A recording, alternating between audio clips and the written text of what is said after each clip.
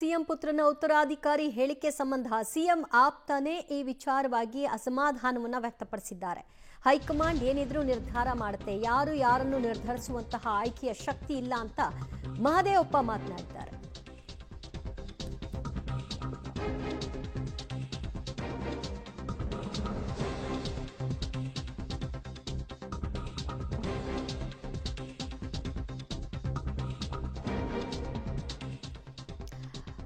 ಮುಖ್ಯಮಂತ್ರಿಗಳ ಉತ್ತರಾಧಿಕಾರಿ ಆಯ್ಕೆ ವಿಚಾರವಾಗಿ ಯತೀಂದ್ರ ಸಿದ್ದರಾಮಯ್ಯ ಮಾತನಾಡಿದ ವಿಷಯವಾಗಿ ಇವತ್ತು ಸಚಿವ ಮಹದೇವಪ್ಪ ಅವರು ಬೆಂಗಳೂರಿನಲ್ಲಿ ಪ್ರತಿಕ್ರಿಯೆಯನ್ನು ಕೊಟ್ಟಿದ್ದಾರೆ.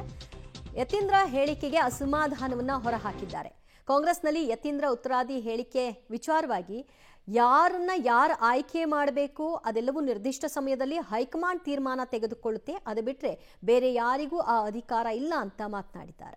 ಯತೀಂದ್ರ ಸಿದ್ದರಾಮಯ್ಯ ಅವರು ಮುಂದಿನ ಉತ್ತರಾಧಿಕಾರಿ ಎಂಬ ಅರ್ಥದಲ್ಲಿ ಅವರು ಹೇಳಿಕೆ ಕೊಟ್ಟಿದ್ದಾರೆ ಅಂತ ಅವರ ಅರ್ಥದ ಬಗ್ಗೆ ನೀವೇನು ಅರ್ಥೈಸ್ತೀರಿ ಅಂತ ಸರ್? ಅವ್ರು ಹೇಳೋದಕ್ಕೆ ನೀವೇ ಏನೇನೋ ಅರ್ಥ ಮಾಡ್ಕೊಂಡ್ರೆ ನಾನೇನು ಅರ್ಥ ಹೇಳಿ?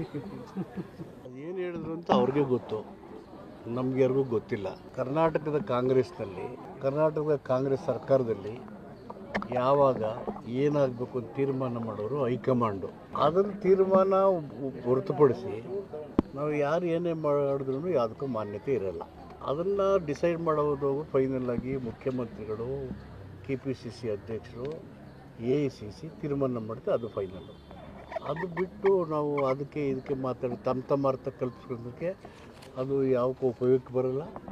ಅದು ಯಾರ್ಯಾರು ಏನು ಹೇಳಿದ್ರು ಅವರೇ ಅದಕ್ಕೆ ಯಾವ ಇನ್ನಿಲ್ಲ ಅಂತ ಹೇಳ್ಬೇಕು, ನಮಗೇನು ಗೊತ್ತಿರೋದು. ಸರ್ ಅದು ಹೇಳ್ತಾನೆ ಇಲ್ಲಮ್ಮ, ನಮ್ಗೆ ಅವೇನು ಗೊತ್ತಿಲ್ಲ, ಅದು ಏನು ಅಂತ ಅವ್ರಿಗೆ ಕೇಳಬೇಕು. ಅವ್ರು ಹೇಳಿದ್ರು ನನಗೆ ಅನಾಲಿಸಿಸ್ ಮಾಡಕ್ಕೆ ಹೋಗ್ಬಿಡಿ, ಅವ್ರನ್ನೇ ಕೇಳ್ಕೊಳ್ಳಿ.